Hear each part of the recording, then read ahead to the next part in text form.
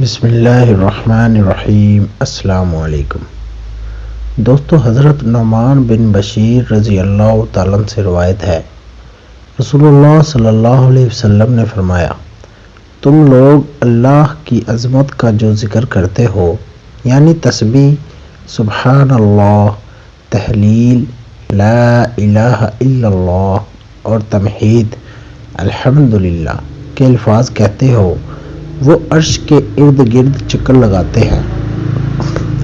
ان کی ایسی بنبناہٹ ہوتی ہے جیسے شہد کی مکھیوں کی بنبناہٹ ہے۔ وہ اپنے کہنے والے کا اللہ کے دربار میں ذکر کرتے ہیں۔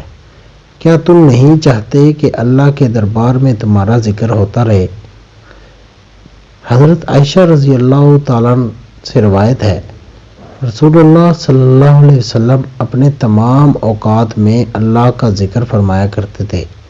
رسول اللہ صلی اللہ علیہ وسلم نے فرمایا، اللہ اس شخص کے چہرے کو تر و تازہ رکھے جس نے میرے سے کوئی حدیث سنی اور ویسے ہی آگے پہنچا دی۔ دوستو، اچھی بات دوسروں کو بتانی چاہیے، یہ صدقہ جاریہ ہوتی ہے۔